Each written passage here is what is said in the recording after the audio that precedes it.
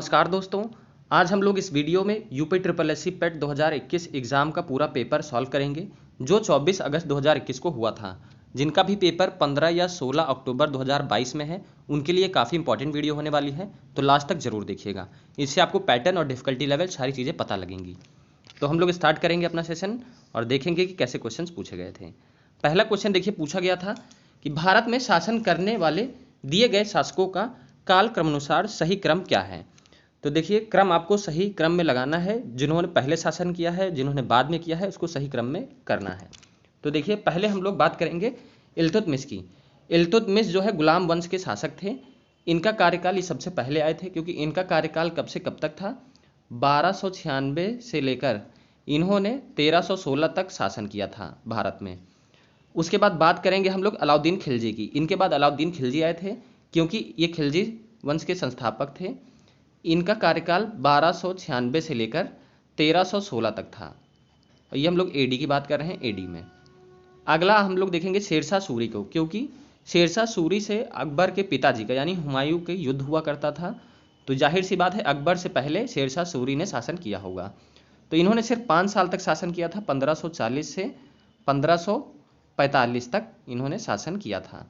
अब अकबर की बात करें तो ये बहुत ज़्यादा इंपॉर्टेंट है। अकबर का शासन पूछा जा सकता है, कई एग्जाम में ये भी पूछा गया है कि अकबर गद्दी पर कब बैठे थे। तो ये सन 1556 से लेकर इन्होंने कब तक शासन किया था, काफ़ी समय तक शासन किया था। इन्होंने 1605 तक, 1605 एडी तक इन्होंने शासन किया था, 1605। तो ये था। तो यहाँ से आप लोग बता सकते हैं कि सबसे पहले कौन आए, इल्तुतमिश आए, यानी कि 4th हो जाएगा। उसके बाद तीसरा अलाउद्दीन खिलजी आए, तो तीसरा अलाउद्दीन खिलजी। उसके बाद शेरशाह सूरी, उसके बाद अकबर। तो करेक्ट क्या हो जाएगा, ऑप्शन नंबर बी करेक्ट हो जाएगा। तो ऐसे ही हिस्ट्री से आपको मिलाने वाले यानी कि मैच करने वाले क्वेश्चन जरूर आएंगे। अगला क्वेश्चन देखेंगे हम लोग दूसरा, कि निम्न में से कौन संत शिवाजी के समकालीन थे। ऑप्शंस हैं तुकाराम, चैतन्य, नामदेव, शंकराचार्य। तो देखिए, कंटेम्प्रेरी ऑफ शिवाजी कौन थे, तो इसका करेक्ट आंसर हो जाएगा तुकाराम थे, जो कि समकालीन थे किसके, संत शिवाजी के। तो इसका करेक्ट आंसर हो जाएगा ऑप्शन नंबर ए, यानी कि तुकाराम हो जाएगा। अगला हम लोग तीसरा क्वेश्चन देखेंगे कि भारत के बंगाल के प्रथम गवर्नर जनरल कौन है। यहाँ पे बंगाल के प्रथम गवर्नर जनरल के बारे में पूछा गया है। तो करेक्ट आंसर क्या हो जाएगा, लॉर्ड वेरन हास्टिंग है, जो कि बंगाल के प्रथम गवर्नर जनरल थे। अब हम लोग अगर बात करें कि इंडिया के प्रथम गवर्नर जनरल कौन थे, एग्जाम में पूछा जा सकता है। तो आपने बेंटिक का नाम सुना होगा, लॉर्ड विलियम बेंटिक। ये भारत के प्रथम गवर्नर जनरल थे, जो कि आपके एग्जाम में इस बार पेट में पूछा जा सकता है। आगे क्वेश्चन देखते हैं कि चरक संहिता संबंधित है राजनीति से, चिकित्सा से, वास्तुकला से, गणित से। तो देखिए, जो चरक संहिता थी ये चिकित्सा पर संबंधित थी, क्योंकि इसमें आयुर्वेद जो इलाज थे आयुर्वेद से, उसी के बारे में यहाँ पर वर्णन दिया गया था। तो इसका मेडिसिन करेक्ट आंसर हो जाएगा। पांचवा क्वेश्चन देखेंगे कि आपको सही सुमेलित करना था जोड़ों को, कौन सा गलत है। तो देखिए, 261 वीसी में कलिंग युद्ध हुआ था, ये तो आपका सही है।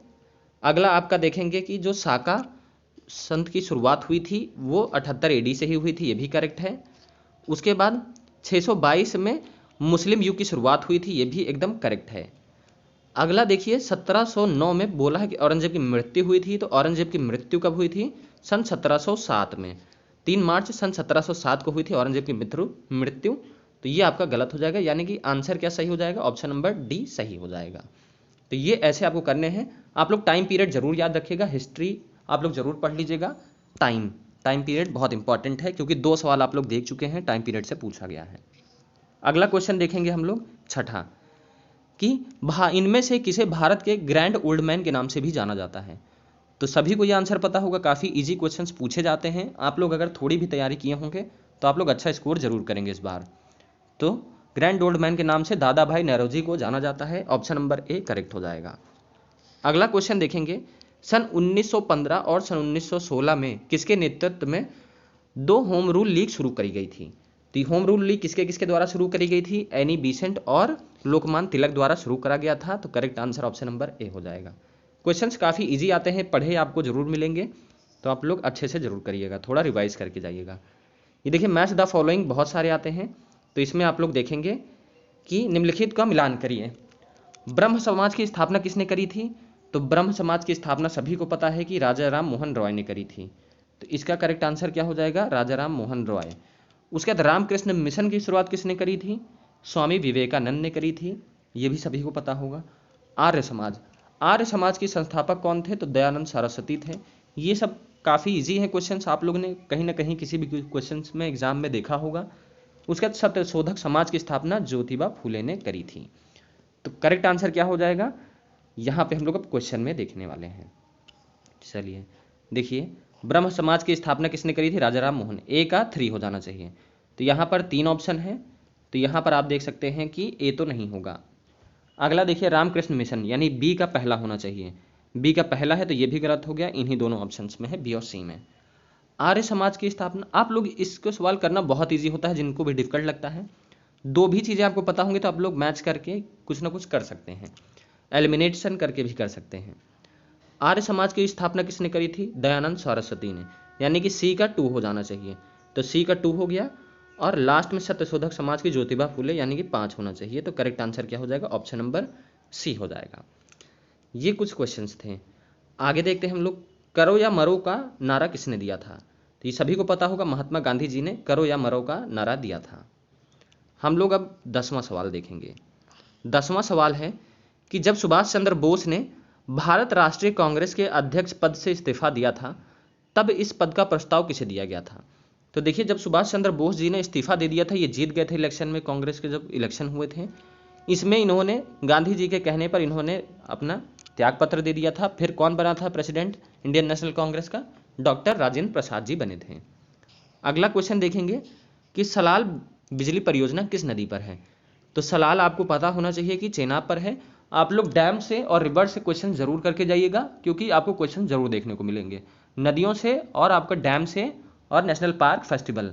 ये 4 टॉपिक बहुत इंपॉर्टेंट हैं, जो आप लोग जरूर करके जाइएगा, एग्जाम में पूछा जाएगा। अगला क्वेश्चन है कि वसंत विषुव विषुव होता है, तो वर्नल इक्विनॉक्स कब होता है। तो करेक्ट आंसर हो जाएगा 21 मार्च को होता है। इसी समय से क्या होता है कि आपके दिन की जो शुरुआत होती है वो लंबी होने लगती है, जो दिन होते हैं वो बड़े होने लगते हैं। अगला क्वेश्चन है कि राजस्थान में खेतड़ी परियोजना किस उत्पाद के लिए प्रसिद्ध है। तो जो खेतड़ी प्रोजेक्ट है वो कॉपर के लिए काफ़ी ज़्यादा प्रसिद्ध है, यानी कि तांबे के लिए, क्योंकि राजस्थान में सबसे ज़्यादा तांबा ही पाया जाता है, वो भी खेतड़ी में सबसे ज़्यादा। अगला क्वेश्चन है, काजीरंगा राष्ट्रीय उद्यान कहाँ स्थित है। काजीरंगा नेशनल पार्क सभी को पता होना चाहिए कि आसाम में स्थित है। देखिए, नेशनल पार्क से क्वेश्चंस पूछे जा रहे हैं। निम्नलिखित में से कौन सी हिमालय नदी तंत्र की नदियां हैं।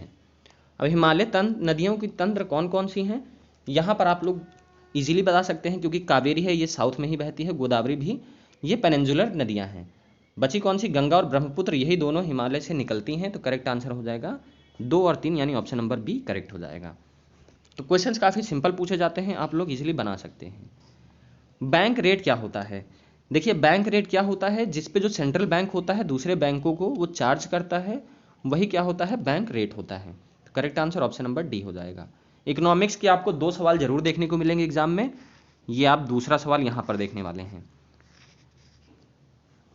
यदि आरबीआई नगद कोषानुपात को घटा दे तो खास सर्जन पर क्या असर होगा। कोई असर नहीं होगा, घट जाएगी बढ़ जाएगी। देखिए, अगर नगद कोषानुपात इन्होंने घटा दिया तो आपका जो होता है क्रेडिट क्रिएशन, ये बढ़ जाता है। क्रेडिट क्या हो जाएगा, बढ़ जाएगा। जब वो घटेगा आपका कैश रिजर्व रेशियो, तो जाहिर सी बात है क्रेडिट जो है आपका बढ़ जाएगा। जब कैश घटेगा तो क्रेडिट बढ़ेगा। आगे देखेंगे हम लोग, इनमें से किस प्रकार की अर्थव्यवस्था में संसाधनों पर निजी अधिकार होते हैं और आर्थिक गतिविधियों का मुख्य उद्देश्य लाभ उत्सर्जित करना होता है। यानी कि किसमें होता है कि जो इकोनॉमीज और रिसोर्सेज होते हैं वो प्राइवेटली ओन्ड होते हैं। तो ये पूंजावादी में ही होते हैं, जिसमें प्राइवेट सेक्टर्स में सारी चीज़ें होती हैं। तो क्या हो जाएगा, कैपिटलिज्म हो जाएगा। देखिए, आपको 3 सवाल देखने को मिले हैं इकोनॉमिक्स से, चौथा आप यहाँ पर देखने वाले हैं। 100 रुपये के नोट में किसका हस्ताक्षर होते हैं। तो देखिए, 100 रुपये के नोट में आरबीआई गवर्नर के ही हस्ताक्षर होते हैं।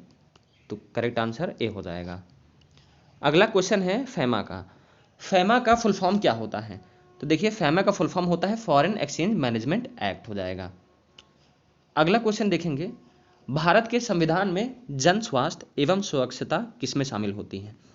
एक बात बताइए, जो आपके जन यानी पब्लिक हेल्थ और सैनिटाइजेशन किस में, कौन सी सूची में आता है, तो ये देखिए राज्य सूची में आता है। जो भी जनता होती है उनके स्वास्थ्य के लिए सिर्फ राज्य सूची ही जिम्मेदार होती है, राज्य जिम्मेदार होता है, तो राज्य सूची करेक्ट आंसर हो जाएगा।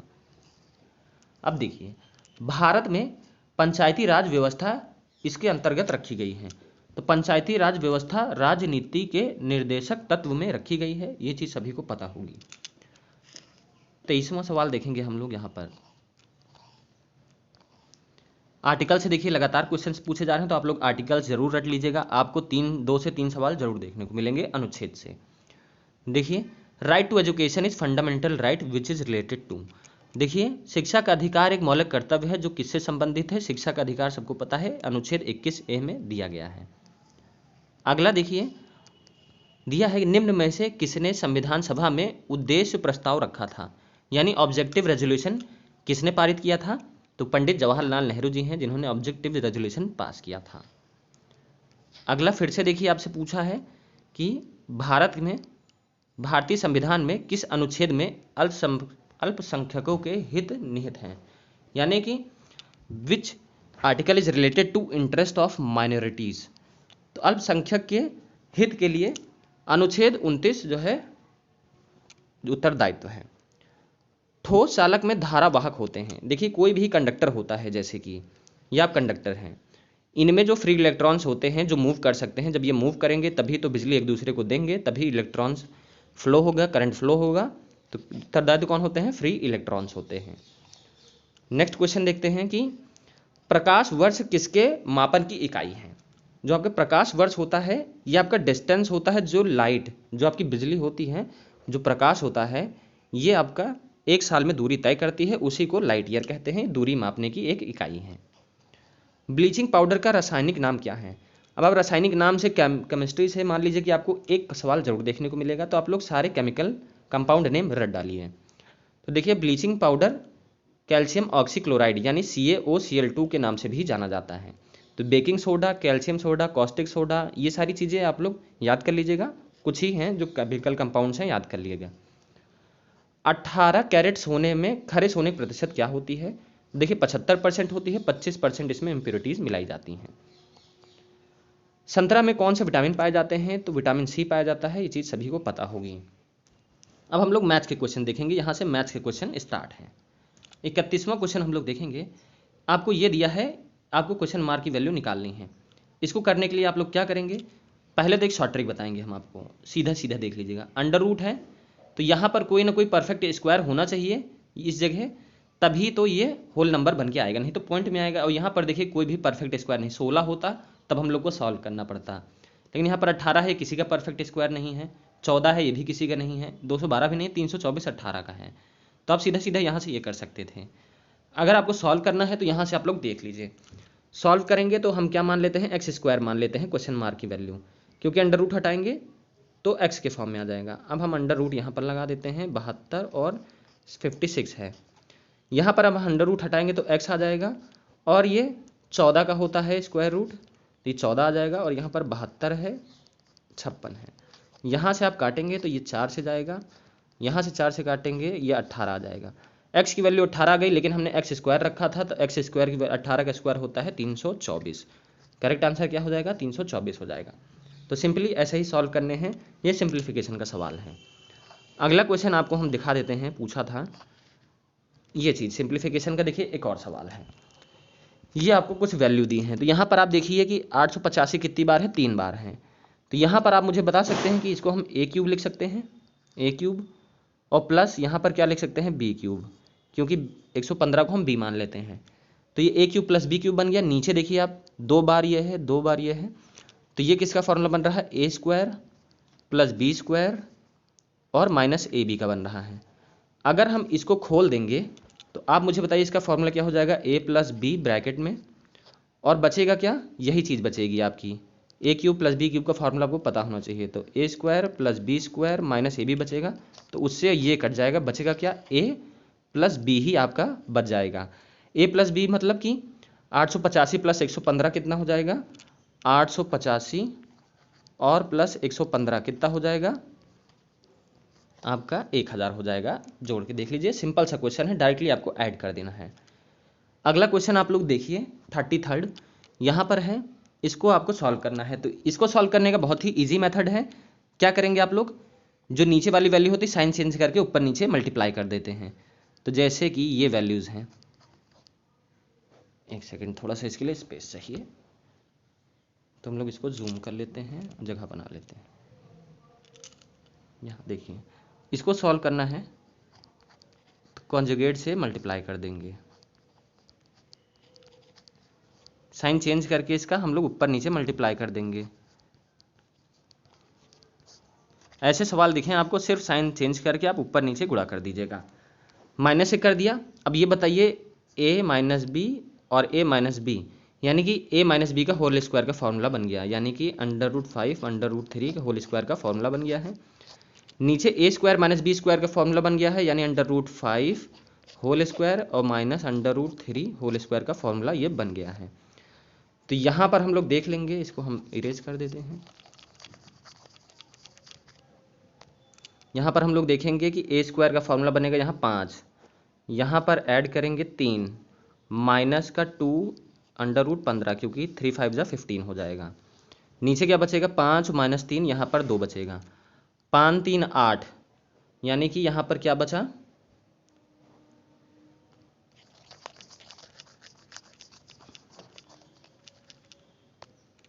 8 माइनस 2 √15 बटे 2 है।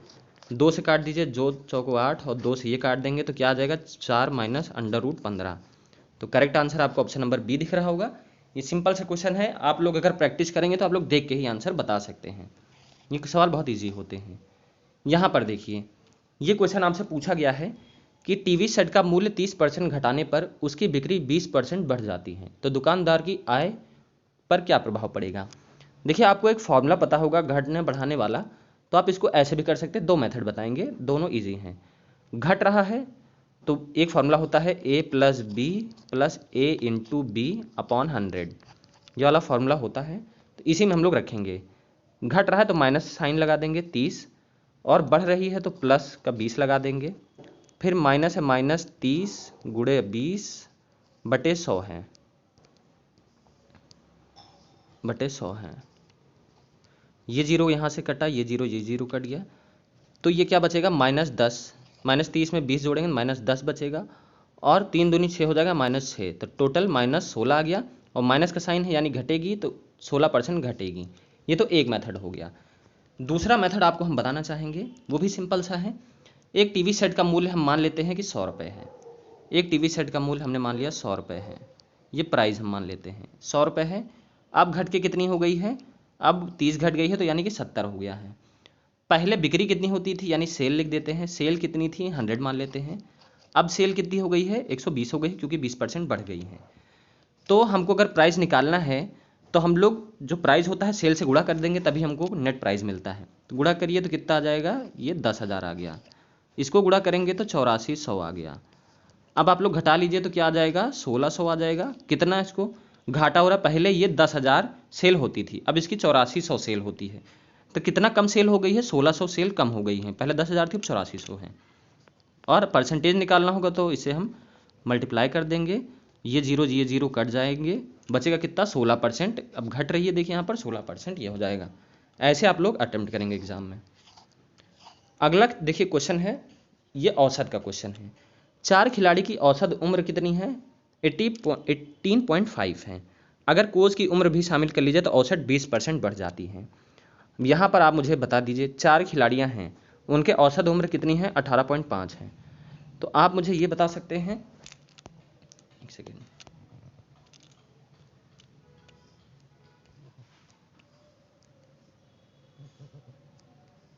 थोड़ा सा स्पेस लगेगा इस क्वेश्चन में, इसलिए 4 खिलाड़ी हैं, आप मुझे ये बताइए इनकी औसत उम्र कितनी है, 18.5। तो इन लोग का योग क्या हो जाएगा, सम क्या हो जाएगा, 18.5 गुणे 4 कर देंगे तो उनका योग आ जाएगा, 4 खिलाड़ियों की योग उम्र का। तो जब मल्टीप्लाई करेंगे तो क्या हो जाएगा, पॉइंट हटाएंगे 10 आ जाएगा। जैसे सॉल्व कर देते हैं, 10 गुणे 4, तो ये 37 आ जाएगा, 5 से काटेंगे, और ये 2 आ जाएगा, तो यानी कि 7 दूनी 14 और 1 74, यानी कि सम आ गया 4 खिलाड़ियों के योग आ गया उम्र का 74। अब ये बताइए, अब कोच का जोड़ दिया जा रहा है 1, अब उनकी उम्र कितनी हो गई, 20% औसत उम्र बढ़ गई। यहाँ पे 74 याद रखिएगा, 4 खिलाड़ियों का योग कितना है, 74 है। अब यहाँ पर हम लोग देखेंगे औसत उम्र 20 बढ़ जाती है, 20 बढ़ जाएगी तो क्या हो जाएगा 18.5। अब नई औसत क्या हो गई है 18.5 गुणे 120/100, क्योंकि 100 बढ़ी है, 120 बढ़ी है, 20 बढ़ी है तो 120 कर देंगे गुणा करके। अब इसको हम लोग सॉल्व करेंगे, 2 6 12, 2 5 10, सॉल्व कर लेंगे, ये आ जाएगा। अब एक खिलाड़ी, अब 4 थे, एक कोच जुड़ गया है तो 5 खिलाड़ी हो गए, इनका योग कितना हो जाएगा, इनका सम कितना हो जाएगा 18.6, 18.5 इंटू 6/5 है, 5 से गुणा भी करेंगे क्योंकि हमको निकालना है योग, तो ये कट जाएगा 5 से, बचा कितना 18.6 इंटू 6। हम लोग डायरेक्टली उसको मल्टीप्लाई भी ना करते, सीधा सीधा ऐसे कर लेते, 18.5 था, उसमें हमने 4 से गुणा किया था, अब हमको इसी में से घटाना है 18.5 इंटू कितना घटाना है हमको 6 घटाना है, तो आप लोग सीधा सीधा कर सकते हैं। 18.5 हम लोग कॉमन ले लेंगे, 6 में से 4 गया, बचेगा 2, 2 से गुणा कर लेंगे 18.5 को, तो 87 मतलब 37 ईयर्स आपका आंसर आ जाएगा। तो सिंपल सा है, और इसका बेसिक फार्मूला आप लोग को इस फार्मूले से हमने किया है, सम बराबर होता है सम अपॉन नंबर बराबर एवरेज ही तो होता है, यानी कि सबका योग बटे जितने नंबर होते हैं वही एवरेज होता है। तो सम निकालने के लिए हमने क्या किया था, एवरेज से गुणा कर दिया था नंबर को, यानी 18.5 को 4 से गुणा किया था। तो ये सिंपल से क्वेश्चन है, कई मेथड से आप लोग कर सकते हैं इसको। नेक्स्ट क्वेश्चन करेंगे हम लोग। अभी हम लोग प्रैक्टिस सेट सॉल्व कर रहे हैं, डिटेल में जब हम लोग पढ़ेंगे तो आपको बहुत अच्छे से पढ़ाऊंगा। एकल का विलोम क्या होगा, देखिए एकल का मतलब एक होता है, बहुल मतलब कई सारे, तो करेक्ट आंसर हो जाएगा ए। दर्प का पर्यायवाची कौन सा होगा, दर्प मतलब होता है घमंड, घमंड अहंकार अभिमान, ये सारी चीजें क्या हो जाएगा दर्प का पर्यायवाची। मन को हरने वाला, जो मन को हरता है उसे क्या कहते हैं, मनोहर कहते हैं। गागर में सागर भरना, यानी थोड़े में बहुत कह देना, तो ये आप लोग का हिंदी का था, सिंपल सा पूछा जाता है, एक दो सवाल आपको टफ जरूर देखने को मिलेंगे। शुद्ध वर्तनी का चयन करिए, तो देखिए महत्वाकांक्षा होता है, सिर्फ वाह में आपका आ की मात्रा लगेगी, बाकी ये सारे आपके गलत हैं। ऑप्शन नंबर सी करेक्ट हो जाएगा। हम लोग रीड द कॉम्प्रीहेंशन नहीं करेंगे क्योंकि कॉम्प्रीहेंशन बदल जाएगा, तो 43rd से क्या 44 से हम लोग शुरू करते हैं। जैसे सिनोनिम मतलब होता है सेम चीज़ें, फेमस का क्या हो जाएगा पॉपुलर, यानी सेम चीज़ फेमस कौन होता है, जो पॉपुलर होता है, तो सिनोनिम हो जाएगा पॉपुलर। अगला है ट्रांसपेरेंट का, ट्रांसपेरेंट मतलब होता है कि आर पार आप देख सकते हैं, इसका उल्टा क्या होगा, एंटोनिम मतलब उल्टा होता है, तो ट्रांसपेरेंट का उल्टा हो जाएगा ओपेक, यानी ओपेक का मतलब होता है कि धुंधला, आप नहीं देख सकते हैं इसके पार। ट्रांसपेरेंट का अगर सिनोनिम पूछा होता तो क्लियर कर देते आप लोग। अगला देखिए, पक्षी विज्ञानी पक्षी से होता है, निर्विज्ञानी किससे, मानव से होता है, ह्यूमन कल्चर जो होता है एंथ्रोपोलॉजिस्ट होते हैं जो मैनकाइंड की स्टडी करते हैं। अगला क्वेश्चन देखेंगे हम लोग 47th, उस शब्द का चयन कीजिए जो समूह में बाकी शब्द से मेल नहीं खाता है। तो देखिए दही भी दूध का प्रोडक्ट है, मक्खन भी है, पनीर भी है, लेकिन तेल ये दूध से कोई संबंध नहीं है, तो क्या हो जाएगा तेल। रीजनिंग का ये क्वेश्चन है, आप लोग देख सकते हैं कि प्रोडक्शंस का वैल्यू प्रोडक्शन का दिया है, ये कुछ आपको ओरिएंटेशन का निकालना है, क्या हो जाएगा। पी के देखिए, पी के आगे क्या आता है, एक वर्ड क्यू आता है, आर के पीछे क्या आता है, क्यू आता है, फिर ओ के आगे क्या आएगा पी, डी के पीछे एक आगे और एक पीछे, एक आगे एक पीछे, ऐसे करके हम लोग चल रहे हैं। तो यहाँ पर आप देख लीजिए, यहाँ पर क्या हो जाएगा मुझे आप लोग बताइए। जैसे ओ के एक आगे क्या आ जाता है, ओ के एक आगे आएगा पी, तो पहला हो जाएगा पी। उसके बाद आर के एक पीछे क्या आएगा, आर के पीछे आता है क्यू, तो दूसरा हो जाएगा क्यू। नेक्स्ट देखेंगे आई के आगे क्या आएगा, आई के आगे आ जाएगा जे, तो जे आ जाएगा। ये दो ऑप्शन तो गलत हो गए ऑलरेडी, अब इन्हीं दोनों में आपको चेक करना है, आप लोग ऐसे करते रहेंगे। उसके बाद नेक्स्ट है ई, ई के एक पीछे क्या आएगा डी, तो आपका आ जाएगा डी। एन के एक आगे क्या आ जाएगा ओ, ओ कर देंगे। उसके बाद यहीं से आप लोगों को डिफरेंस पता चल जाएगा इसमें, तो एन के आगे ओ आ जाएगा, और टी के एक पीछे क्या आ जाएगा, टी के पीछे आ जाएगा एस, तो यहाँ पर आपका ऐसा आ जाना चाहिए, करेक्ट आंसर हो जाएगा। Wait a second, D O, N के एक पीछे, करेक्ट आंसर हो जाएगा आपका ऑप्शन नंबर बी। यही एक आगे एक पीछे लेकर चलेंगे तो आपका आंसर आ जाएगा। सिंपल सा क्वेश्चन था। अगला क्वेश्चन है आपका ब्लड रिलेशन से। देखिए पूछा है कि रीता की ओर इशारा करते हुए निखिल ने कहा, मैं उनकी माँ के पुत्र का इकलौता पुत्र हूँ। रीता निखिल से किस प्रकार संबंधित है? क्वेश्चन देखिए क्या कह रहा है। यहाँ पर आप लोग ट्री बना के करेंगे। निखिल ने क्या कहा कि मैं उनकी माँ, यानी कि ये रीता हम मान लेते हैं, रीता की माँ, यहाँ पर रीता की माँ हो गई ऊपर, रीता के माँ के पुत्र। अब देखिए जो रीता के माँ का पुत्र होगा वो रीता का भाई तो होगा, तो यहाँ पर हम भाई लिख देते हैं। ये रीता का भाई है और इनका बेटा है निखिल, इनका बेटा है निखिल, ये निखिल है, यानी कि निखिल है ये। अब निखिल और रीता ये है, निखिल ये है, तो रिलेशन क्या होगा? भाई के जो बेटा होता है बुआ ही तो लगेंगे, रीता निखिल क्या लगेंगी? बुआ लगेंगी। तो ऐसे आपको क्वेश्चन करना है ट्री डायग्राम बना के। ये देखिए क्वेश्चन पूछा है आपसे कि अगर 24 अगस्त को थर्सडे है तो कितने मंडे होंगे? तो चलिए ये भी इजी है। 24 अगस्त को, 25 अगस्त को क्या है हमारा? थर्सडे है, थर्सडे है यानी कि गुरुवार है। 26 को क्या हो जाएगा? फ्राइडे। 27 को क्या हो जाएगा? सैटरडे। 28 को क्या हो जाएगा? संडे। 29 को क्या हो जाएगा? मंडे। 29 को मंडे आया, यहाँ पर आप देखिए 29 को एक मंडे आया, 7 पीछे जाइए यानी 22, 22 पे मंडे पड़ेगा एक, उसके बाद 7 और पीछे जाइए 15 को एक मंडे पड़ेगा, इसके बाद 7 और पीछे जाइए 8 को एक मंडे पड़ेगा, और आपका एक तारीख को मंडे पड़ेगा। तो कितने मंडे हो गए? यहाँ मंडे 1 2 3 4 और 5, यानी कि 5 सोमवार पड़ेंगे। ऐसे आप लोग इजीली निकाल सकते हैं, सिंपल सा था। अगला क्वेश्चन देखिए 51, निम्न में से किस शहर में लाइट हाउस परियोजना का क्रियान्वयन नहीं हुआ है? यानी कि नहीं इम्प्लीमेंट हुआ है लाइट हाउस प्रोजेक्ट। तो अगरतला में भी हुआ है, रांची में भी हुआ, चेन्नई में, बस पटना में नहीं हुआ है। तो करेक्ट आंसर आपका पटना हो जाएगा।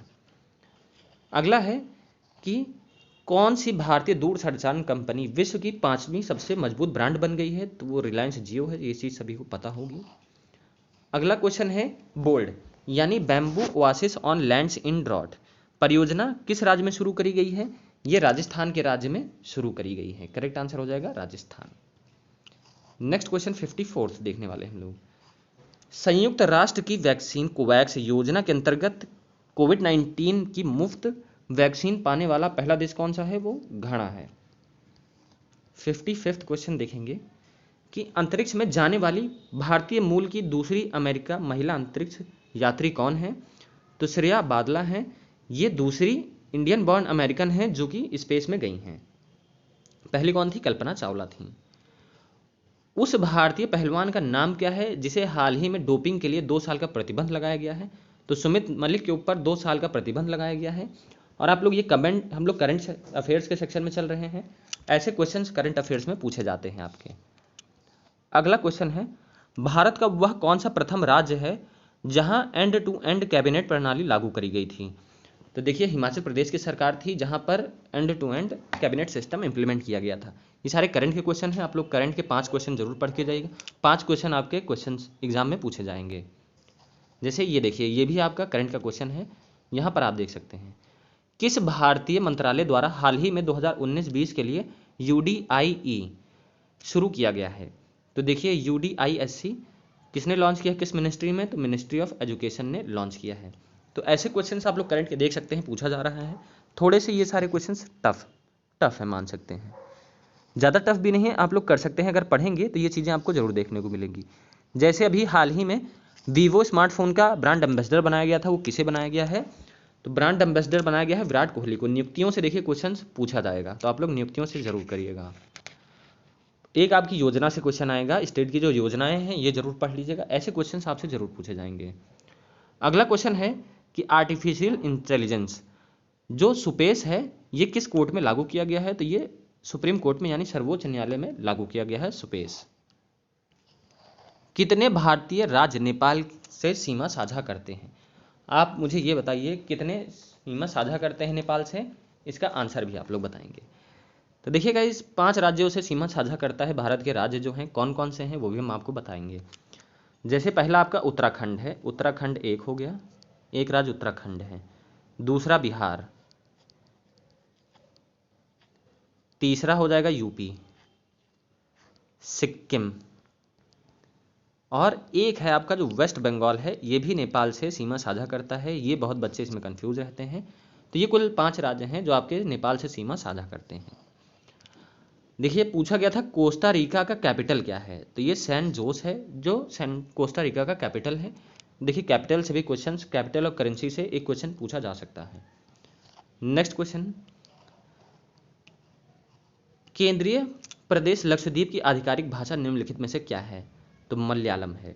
लैंग्वेजेस से देखिए क्वेश्चंस पूछे जा रहे हैं भाषा से। इसका एक वीडियो करा रखा है जिसमें 2800 राज्य के हम लोग ने बता रखे हैं आपको कि कौन सी भाषा कौन से राज्य में बोली जाती है या आधिकारिक भाषा है। वो वीडियो आप लोग जरूर देख लीजिएगा, या यूट्यूब में आपको कहीं भी मिल जाएगी, पढ़ के जरूर जाइएगा, क्योंकि लैंग्वेजेस से इस बार क्वेश्चन इस साल में जितने पूछे गए हैं हर पेपर में पूछे जरूर गए हैं, तो जरूर पढ़ लीजिएगा। भारत के संविधान के अनुसार लोकसभा में सदस्यों की अधिकतम संख्या कितनी हो सकती है। देखिए अधिकतम सीट्स 552 होती है जो लोकसभा में होती है। अगला क्वेश्चन है हिंदी दिवस कब मनाया जाता है। दिवस से एक क्वेश्चन जरूर पूछा जाएगा, तो 14 सितंबर को हिंदी दिवस मनाया जाता है, वो भी इजी है। निम्नलिखित में से सार्क का सदस्य कौन नहीं है, तो देखिए नेपाल भी है, बांग्लादेश भी है, अफगानिस्तान है, सिर्फ म्यांमार है जो सार्क का मेंबर नहीं है। नेक्स्ट क्वेश्चन 67 क्वेश्चन हम लोग देखेंगे। निम्न में से किस स्थान पर अजंता एलोरा की गुफाएं मौजूद हैं, तो औरंगाबाद यानी महाराष्ट्र में स्थित है आपके अजंता एलोरा की गुफाएं। ओणम त्यौहार किस राज्य में मनाया जाता है, तो सभी को पता है केरल में ओणम त्यौहार मनाया जाता है, बहुत ही प्रसिद्ध है, नए साल के रूप में ओणम त्यौहार केरल में मनाया जाता है। निम्नलिखित में से कौन सा ग्रह सूर्य के सबसे नजदीक है, तो देखिए बुध ग्रह है यानी मरकरी जिसे कहते हैं, सबसे नजदीक रहता है सूर्य के। नोबेल पुरस्कार जीतने वाले प्रथम एशियाई कौन थे, एशिया में सबसे पहले कौन थे नोबेल पुरस्कार जीतने वाले, रविन्द्रनाथ टैगोर जी थे। काफी इंपॉर्टेंट क्वेश्चन है, कई बार एग्जामों में पूछा जा चुका है। गाइस गद्यांश हम लोग नहीं करेंगे, इंपॉर्टेंट चीजें करेंगे जिससे आप लोग को बेनिफिट मिल सके। आप लोग पढ़ के तो इसको कर लेंगे। 2 गद्यांश आते हैं, देखिए हिंदी के, इंग्लिश के 1 आते हैं। अब जो मोस्ट इंपॉर्टेंट पार्ट है वो हम लोग करेंगे, और जिस बच्चों को सबसे ज़्यादा डिफिकल्ट लगता है, यही पोर्शन सबसे डिफिकल्ट आप लोग को लगता है, और इससे कम से कम 20 सवाल आपके बनेंगे। 20 नंबर बहुत ज़्यादा इंपॉर्टेंट रोल प्ले कर देता है, तो जिनकी मैथ्स वीक है उन लोग के लिए बहुत ही हानिकारक चीज़ है। तो देखिए यहाँ से करेंगे तो बहुत ईजी है, आप लोग ईजिली अब बना लेंगे, मैथ्स से नहीं मतलब है, आपको गुणा भाग आना चाहिए, बस आप लोग सारी चीज़ें यहाँ पर कर लेंगे। देखिए पहले हम लोग पढ़ लेते हैं क्या दिया है। ग्राफ में एक परीक्षा में 7 छात्रों के इतिहास और भूगोल अंकों का अनुपात दर्शाया गया है, यानी कि इतिहास पहले है, भूगोल का बाद में है, अनुपात दिया है।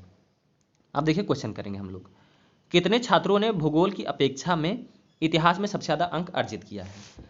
तो यहाँ पर आप लोग देख सकते हैं कि कितने स्टूडेंट ने हिस्ट्री में ज़्यादा मार्क्स किया है और ज्योग्राफी में कम किया है। तो कैसे कर सकते हैं आप मुझे एक बात बताइए। जैसे कि हम पहला एग्जाम्पल लेते हैं, फॉर एग्जाम्पल पहले छात्र का अनुपात कितना है 0.65।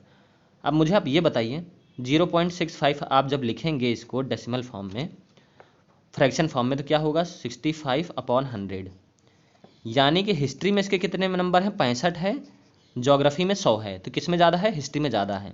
यानी 0 से कम जिनका होगा ये भी देख लीजिए तब समझ में आएगा। जैसे 1.25 है, इसको आप लोग फ्रैक्शन में लिखेंगे तो क्या आ जाएगा 100। इसमें हिस्ट्री में ज़्यादा है क्योंकि 125 है, ज्योग्राफी में कम है, इसमें 100 है। यहाँ पर जिसका भी 0 से नीचे होगा फ्रैक्शन डेसिमल, उसमें हिस्ट्री में कम नंबर होंगे। जिसमें 1 से ज़्यादा होगा आपका रेशियो, उसमें हिस्ट्री में ज़्यादा नंबर होंगे। ये चीज़ समझ में आ गई होगी तो ईजिली कर लेंगे। जैसे हिस्ट्री में कितने बच्चों को ज़्यादा मिला है, जिनका 1 से ऊपर होगा रेशियो उनको ज़्यादा नंबर मिला है। जैसे कि चौथे स्टूडेंट को ज़्यादा मिला है, 5वें स्टूडेंट को भी ज़्यादा मिला है, छठे का कम है, 7वें को ज़्यादा मिला है। हिस्ट्री में 3 बच्चों को ज़्यादा मिला है, वो कौन कौन से हैं ये नहीं पूछा है, तो हिस्ट्री में 3 बच्चों को ज़्यादा नंबर मिले हैं ज्योग्राफी से। अगला क्वेश्चन देखेंगे, सिंपल से क्वेश्चन होते हैं, आप लोग ऐसे ही देख के कर सकते हैं। अब देखिए इसमें क्या पूछा है कि निम्न में से किन छात्रों को भूगोल की अपेक्षा में इतिहास में कम नंबर मिले हैं। अब हिस्ट्री में कम नंबर किसे मिला होगा, जिनका रेशियो 0 में होगा। तो आप लोग देखिए छात्र 1 को देखिए मिला है कम नंबर, 2 को भी कम नंबर मिला है, 3 को भी कम नंबर मिला है। उसके बाद आपको छठे को कम नंबर मिला है, तो 1 2 3 और 6 करेक्ट आंसर हो जाएगा इसका। तो 1 2 3 6 देखिए करेक्ट हो गया। आप लोग ओरली कर सकते हैं, कुछ सवाल तो आप ओरली करेंगे। एक दो सवाल कठिन मिलेगा, आप उसको छोड़ भी सकते हैं। कुछ सवाल कठिन आएंगे जिनमें आपको प्रॉब्लम होने वाली है। जैसे इसमें देखिए, भूगोल में छात्र 3 से 4 के मध्य अंक का प्रतिशत बढ़त है, यानी कि percentage increase of marks in geography from student 3 to 4। आप इसको देख लीजिए, जैसे कि 3 to 4 कह रहा है, 3 कौन है और बात किसकी हो रही है, ज्योग्राफी की बात हो रही है। यहाँ पर ज्योग्राफी वाला दूसरा है। जैसे छात्र तीसरा कौन है, ये है, तो 0.35 यानी 35/100 करेंगे।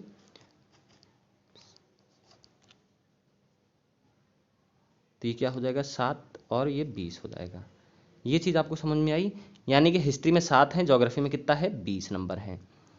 हिस्ट्री में 7 है, ज्योग्राफी में 20 है, छात्र 3 के। चौथे का देखेंगे, ये है, तो चौथे का अगर हम लोग निकालेंगे तो ये हो जाएगा और बटे 100 काटेंगे तो 25 से काटिए 5 और 25 100 का 100 हो जाएगा। अब आप मुझे ये बताइए कि हम लोग इसका जब ये निकालेंगे तो इसको अगर बराबर करना है तो बराबर करेंगे, तभी हिस्ट्री के मार्क्स बराबर होंगे या ज्योग्राफी के बराबर होंगे। यहाँ पर हम लोग 1 से मल्टीप्लाई नहीं करेंगे, यहाँ पर हम लोग किससे मल्टीप्लाई कर देंगे, 4 से। तो देखिए कुछ यहाँ पर 20 है, यहाँ पर 4 है, तो यहाँ पर 16 हो जाएगा।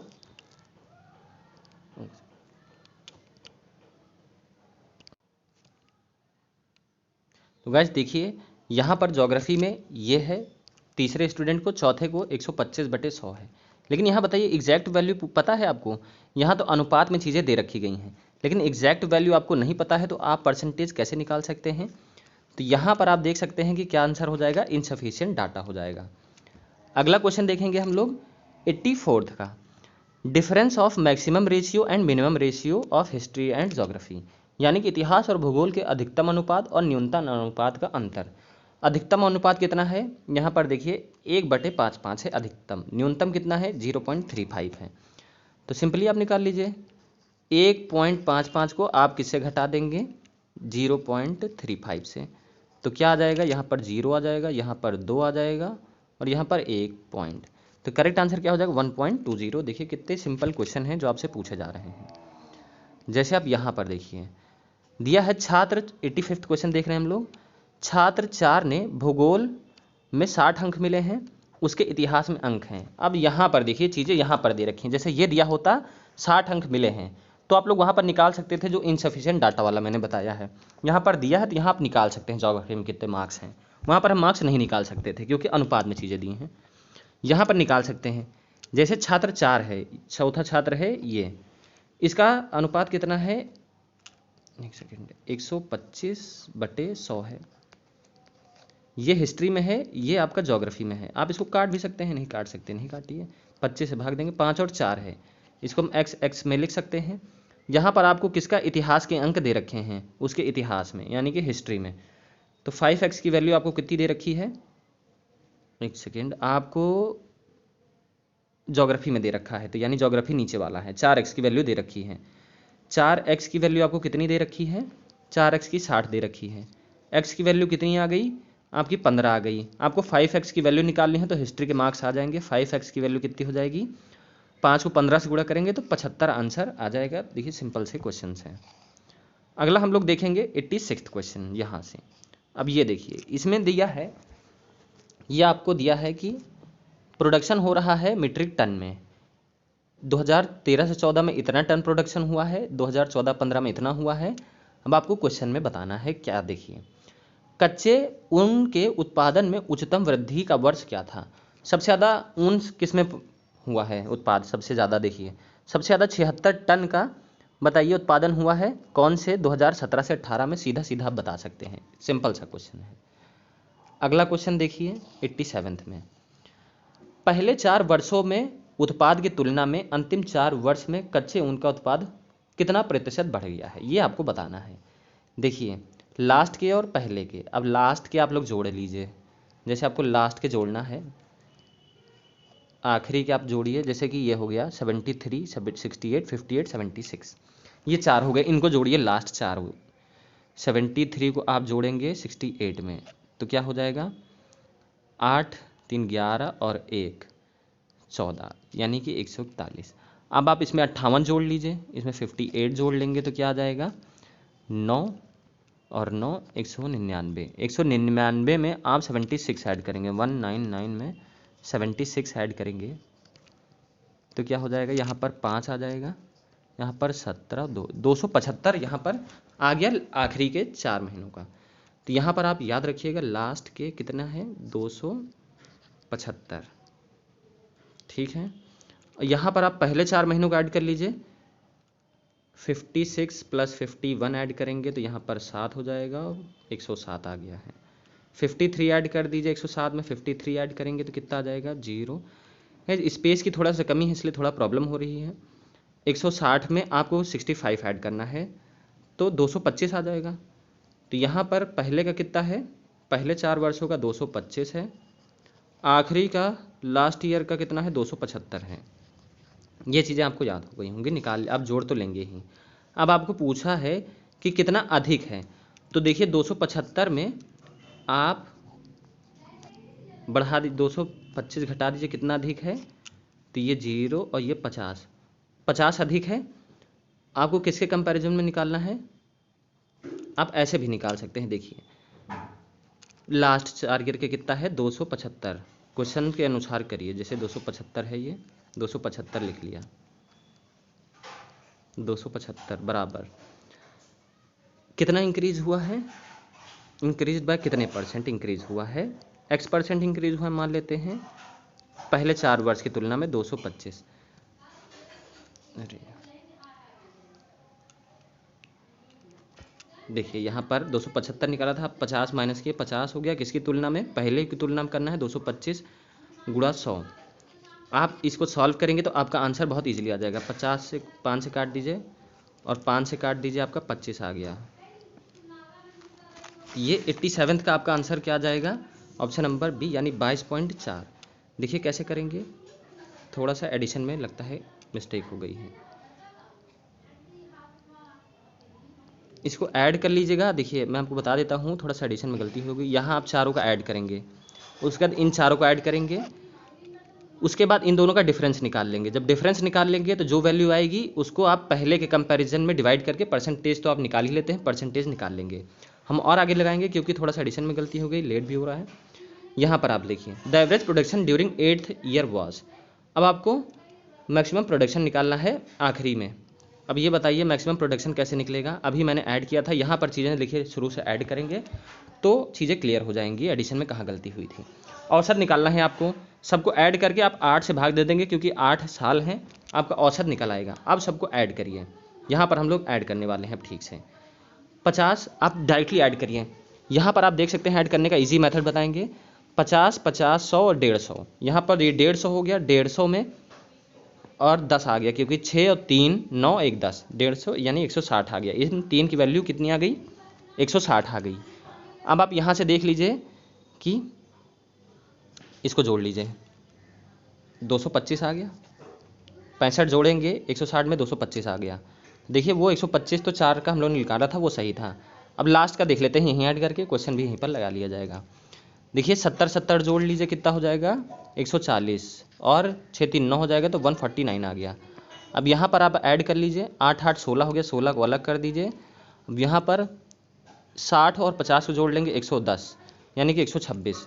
126 को ऐड करिए, यहाँ पर 149 में आप 126 को ऐड करेंगे, कितना आ जाएगा 5 और 1 4 2 6 7 यानी 275 ही आएगा। 275 आ गया, 275 आ गया और इनको पूरा ऐड कर लीजिए, 275 और इसको ऐड करेंगे तो कितना आ जाएगा 500 आ जाएगा। 500 को 8 से भाग देंगे जब आप, क्या आ जाएगा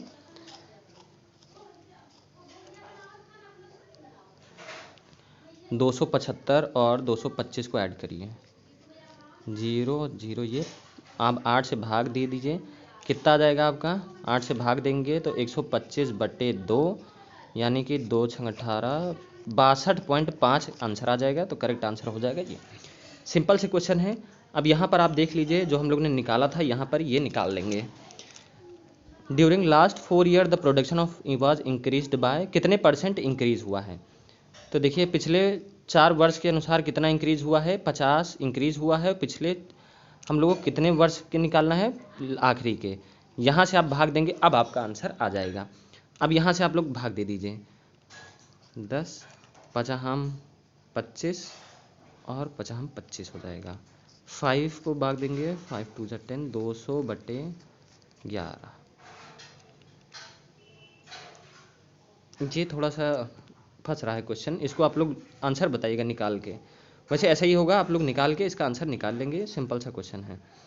अगला क्वेश्चन देखिए, पूछा है 89th, the maximum percentage decrease of production over the year was in the year. अब देखिए क्या पूछ रहा है कि उत्पादन में पिछले वर्ष की तुलना में अधिकतम प्रतिशत घटक किसके वर्ष हो रही हैं। देखिए मैक्सिमम परसेंटेज डिक्रीज, आप पिछले वर्ष के तुलना में सबसे कम किस में हो रहा है, यहाँ पे आपको बताना है। अब आप मुझे ये बताइए, ये कैसे करेंगे। जैसे पिछले वर्ष में ज़्यादा हो रहा है और अब कम हो रहा है, ये सबसे अधिक अंतर किस में है। तो देखिए इस सन में देखिए 76 में सबसे अधिक है, उसके बाद सीधा प्रोडक्शन आपका 58 पे आ गया। तो सबसे ज़्यादा अंतर आपको यहीं पर देखने को मिल रहा है पिछले वर्ष में। जैसे पिछले वर्ष में तो इसकी तुलना में आप देखिए तो यहाँ पर क्या हो रहा है, कहाँ गया, वेट सेकेंड गाइस, थोड़ा सा इसमें प्रॉब्लम हो रही है। ये देखिए जैसे ये आला देख लीजिए, पिछले वर्ष की तुलना में तो इसमें बढ़ोतरी हो रही है। पिछले वर्ष की तुलना में यहाँ पर भी बढ़ोतरी हो रही है, इसमें सबसे ज़्यादा घट किस में रहा है, पिछले वर्ष की तुलना में इस सन में घट रहा है। तो 2018-19 में सबसे अधिक आपको घटन देखने को मिलेगा। तो क्या करेक्ट आंसर हो जाएगा, 2018 से 19 में सबसे ज़्यादा इसमें आपको अंतर घटक देखने को मिलता है। यहाँ पर देखिए पूछा है कि 2014 से 15 में कच्चे ऊन के उत्पाद 2019 के उत्पाद का क्या है, अनुपात बताना है आपको। 2014 से 15 और 2019 से 20 का। यहाँ पर आप मुझे बताइए 2014 से 15 का कितना है, 51 है। 2019 से 20 का कितना है, 68 है। और कितना आपको अनुपात बताना है, इन दोनों का अनुपात कितना हो जाएगा।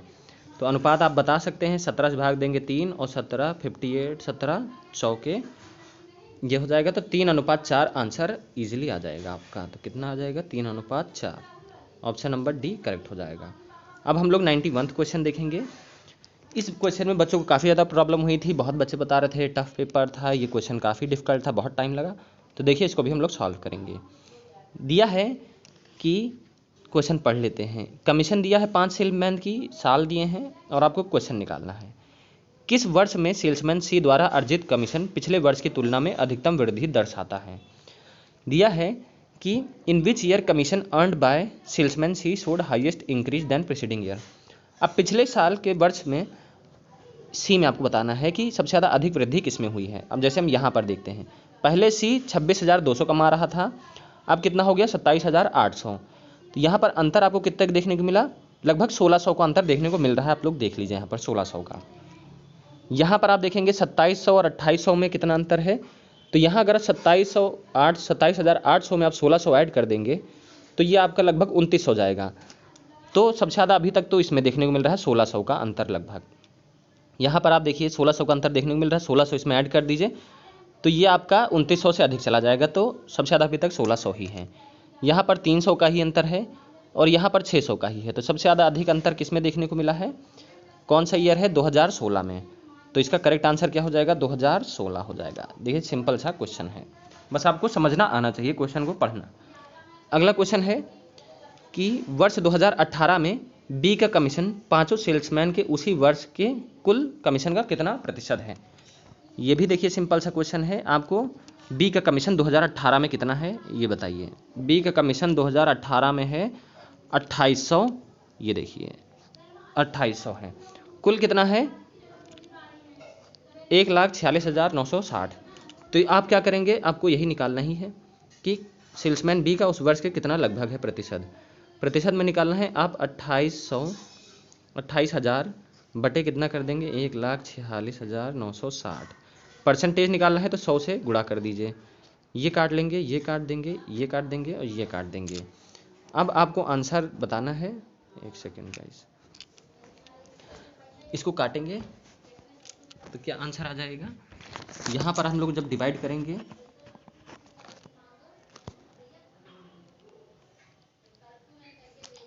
इसको डिवाइड करेंगे तो ये कितनी बार जाएगा, यहाँ पर देखते हैं 2800, 1,46,960 और 100 था। आप जब इसको भाग देंगे कितना है 46, तो ये कितनी बार जाएगा, पहले तो एक बार जाएगा, हासिल आएगा बचेगा, अब ये कितनी बार जाएगा 9 बार जाएगा, फिर 19 आ गया, सीधा सीधा आप यहाँ से देख सकते हैं। ये तो सिंपल है, बाकी ऑप्शंस बहुत दूर दूर हैं, तो करेक्ट आंसर क्या हो जाएगा, ऑप्शन नंबर ए हो जाएगा। 93 देखेंगे, किस सेल्समैन का 2018 में कमीशन 2015 के तुलना में उच्चतम वृद्धि दर्शाता है। देखिए किस सेल्समैन का कमीशन 2018 के कंपैरिजन में 2015 में अधिक वृद्धि दिखाता है। तो यहाँ से आप देख सकते हैं 2015 और 18 में आपको कंपैरिजन करना है, 2015 ये है, 18 ये है। तो यहाँ पर बताइए कितनी वृद्धि हो रही है, 2700 है और यहाँ पर 2900 है, लगभग 200 कितने 250 का 2000 मतलब 2500 का आपको वृद्धि देखने को मिल रहा है। अब बी में आप देखिए यहाँ पर कितना वृद्धि देखने को मिल रहा है, यहाँ पर 200 कर लीजिए, 150 कर लीजिए, 150 ऐड करेंगे तो 2700 यानी कि 1150 रुपये और यहाँ पर 2500, लगभग ये तो ज़्यादा है, यहाँ पर ज़्यादा वृद्धि देखने को मिल रही है। हम लोग सी में देखेंगे, यहाँ पर लगभग आप देखिए 3000 की यानी 2900 की वृद्धि देखने को मिल रही है, तो ये भी गलत हो गया, ये भी नहीं होगा। ऑप्शन सी में अभी तक सबसे ज़्यादा हो रहा है। अब हम डी में देख लेते हैं, यहाँ पर लगभग 2200 का हो रहा है, तो ये भी नहीं होगा। और यहाँ पर ई में देख लीजिए, यहाँ भी लगभग आपको 1400 का देखने को अंतर मिल रहा है। सबसे ज़्यादा वृद्धि किस में है, सी में है। करेक्ट आंसर क्या हो जाएगा, सबसे ज़्यादा अधिक वृद्धि सी में देखने को मिल रहा है, करेक्ट आंसर सी हो जाएगा।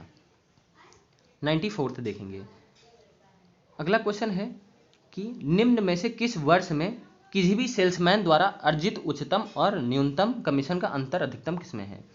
देखिए, in which of the following year was the difference between highest and lowest commission earned by any salesman maximum. इसमें दिया है कि सबसे कम और सबसे ज़्यादा कमाने का अंतर किस वर्ष में सबसे ज़्यादा है। अब आप लोग मुझे यहाँ से ये बताइए किस वर्ष में सबसे ज़्यादा है अंतर, और सबसे ज़्यादा कमीशन और सबसे कम कमीशन में सबसे ज़्यादा अंतर है। आप यहाँ से देख सकते हैं किस वर्ष में, तो देखिए यहाँ पे आप मुझे बताइए कि सबसे ज़्यादा किस में आपको देखने को मिल रहा है। यहाँ पर 3200 आपको देखने को मिल रहा है, सबसे ज़्यादा इसमें 3200 है और किसी में 3200 आपको नहीं देखने को मिलेगा।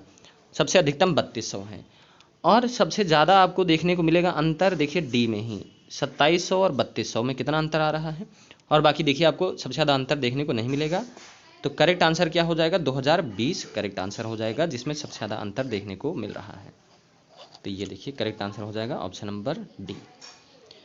अगला है 95 की, इन वर्ष 2019 में सेल्समैन डी द्वारा अर्जित कमीशन ए द्वारा अर्जित कमीशन का लगभग कितना प्रतिशत है।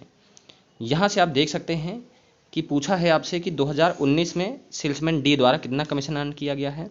2019 में डी द्वारा, यहाँ पर आप देख सकते हैं 2019 ये है और डी ये है, तो कितना है 29,800 रुपये। तो 29,800 रुपये है यहाँ पर, और ए का कितना है 29,800 और ए का कमीशन है 24,600। तो 29,800 और 24,600 भाग दे दीजिए, बस आंसर आ जाएगा आपको डी का 29,600 24,800 आपको यही निकालना है और बार कर दीजिए। तो जब आप इसको काटे पीटेंगे तो आपका आंसर आना चाहिए, लगभग एक बार जाएगा और जाएगा 2 बार, तो 12 आना चाहिए। इनमें से फिर कोई नहीं आंसर हो जाएगा, ये आप देख सकते हैं। ये सिंपल से क्वेश्चन थे। अब ये देखते हैं 96 क्वेश्चन। यहाँ पर दिया हुआ है कि अकाउंट खोले गए हैं शेयर ब्रोकर्स द्वारा अलग अलग महीनों में, आपको इसी के बेसिस पर क्वेश्चंस निकालने हैं, लगाने हैं। देखिए पहले हम लोग देखेंगे 95 क्वेश्चन, 95 आपका नीचे ही होगा। 96 क्वेश्चन दिया गया है 96 में, निम्नलिखित में से किस महीने में खुले खातों की संख्या का औसत महत्तम है, यानी कि सबसे ज़्यादा किस में कौन से महीने में खाते खोले गए हैं। तो यहाँ पर आप देख सकते हैं कि सितंबर में देखिए 60, 40, 100 और 100 आप 100, 200 यानी कि 200 खाते खोले गए हैं, और आप जोड़ सकते हैं। यहाँ पर किसी में 200 खाते नहीं खोले होंगे, यहाँ पर जोड़ सकते हैं 50, 30, 80 और 80 और 100 180, यहाँ पर 80 180 खाते खुले हैं। यहाँ पर आप जोड़ लीजिए, मान लीजिए 30, 30, 60 हो गया और 60 और 100 मान लीजिए तो 160 ही हो गया यहाँ पर। बाकी सब छोटे छोटे हैं। सबसे अधिक खाते सितंबर में खुले हैं। आप लोग ओरली भी कर सकते हैं ऐसे सवाल। करेक्ट आंसर सितंबर हो जाएगा। अगला क्वेश्चन देखते हैं कि अगस्त में खुले खातों की संख्या जून में खुले खातों की संख्या के लगभग कितने प्रतिशत कम या ज़्यादा है। देखिए पूछा गया है number of accounts opened in August is approximately what percent more और less than accounts open in June. अब अगस्त में पहले आप निकाल लीजिए कितने खाते खुले हैं। अगस्त में अभी हमने पता लगाया था कितने खाते खुले हैं। यहाँ पर आप देखिए ये 100 हो गया और ये कितना हो गया 80। 180 खाते आपके खुले हैं किसमें, अगस्त में। जून में कितने खाते खुले हैं, जून में देख लीजिए। जून में खुला है, आम दो दो ऐड कर लीजिए। जैसे 42 में इसमें जोड़ेंगे, दो यहाँ ले जाइए, 30 हो गया, 40 30 70, 70 हो गया। 70 में 45 जोड़ेंगे आप तो कितना हो जाएगा 115 और 18, 8 5 13 हो जाएगा और 1 3 133। 133 खाते खोले गए हैं आपके जून के महीने में। परसेंटेज निकालना है आपको तो घटा दीजिए इसमें 7 यानी 47 आ जाएगा। 47 खाते और आपको परसेंटेज निकालना है। 47 किसके कंपैरिजन में निकालना है, open in which of the following month, ये है more than less than number June. जून के महीने में आपको निकालना है। तो देखिए 47 हो गया बटे 133 गुणे 100, ये आपको कर देना है, आपका आंसर निकल कर आ जाएगा। जब आप इसको भाग देंगे तो 47 को 100 से भाग देंगे तो आपका करेक्ट आंसर आ जाना चाहिए 3 से जाएगा, फिर हासिल आएगा तो 5 से जाएगा तो लगभग 35। देखिए यहाँ पर 35 आंसर आ रहा है तो correct answer option number B हो जाएगा। अगला क्वेश्चन देखेंगे, what is the ratio of maximum numbers of account open in angel to the जियोर्डा फ्रॉम मई टू सितंबर। यहाँ देखिए क्या कह रहा है कि मई से सितंबर तक एंजल में खुले खातों की संख्या और जोरोधा में खुले खातों की संख्या का अनुपात बताना है। एंजल देखिए यहाँ पर है, मई से लेकर सितंबर तक बताना है, तो एंजेला का आप जोड़ लीजिए कितना हो जाएगा। यहाँ पे आप 5 5 दे दीजिए तो 120 आ जाएगा, ये 120 आ गया। अब इनको ऐड कर लीजिए तो कितना आ जाएगा 60। 180 में 28 जोड़िए तो आपका 208 आ जाएगा। 208 खाते खुले हैं एंजल द्वारा। अब यहाँ पर आपको जियोर्डा द्वारा खोलना है। कितने खाते खुले हैं आप पहले इनको ऐड कर लीजिए। 80 प्लस 90 यानी कि 170 और प्लस 30 200। 200 खाते यहाँ खुले हैं, अनुपात निकाल लीजिए। 208 और 200 का अनुपात निकाल लीजिए, आपका आंसर आ जाएगा। तो अनुपात जब निकालेंगे तो एक बात बताइए, 200 और 208 का अनुपात आपको निकालना है। आप भाग मत दीजिए, आपको भाग देने की कोई ज़रूरत नहीं है। देखिए नीचे वाली संख्या बड़ी है तो देखिए ऊपर 0 ही आएगा। तो इस ऑप्शन में आप लोग देखिए कि सब में एक एक है, एक एक है, सिर्फ यहाँ पर 0 है, तो ऑप्शन नंबर बी आपका करेक्ट हो जाएगा। सॉल्व भी करने की जरूरत नहीं है यहाँ पर। अगला क्वेश्चन है कि किस शेयर ब्रोकर में खुले खातों का औसत संख्या सबसे ज़्यादा है। तो देखिए किस शेयर ब्रोकर द्वारा सबसे ज़्यादा खाते खोले गए हैं ये भी आप लोग देख लीजिए। यहाँ पर 60 है, 50, 110 और आप लोग 40 लगभग यहाँ जोड़ लीजिए, ये जोड़ लीजिए, ये कितना हो जाएगा 80 और 110 190 और 40 जोड़ दीजिए तो 230 32 के लगभग यहाँ पर ट्रेड बुल ने खाते खोले हैं। यहाँ पर आप जोड़ सकते हैं 40 और 40 जोड़ लीजिए इसको, 40 40 80 हो गया, 80 और 40 120, 120 में आप ये जोड़ दीजिए 200 ही हो रहा है लगभग। और बाकी तो आपकी छोटी संख्याएं हैं सब, ये जोड़ के देख लेते हैं, बड़ा दिख रहा है थोड़ा।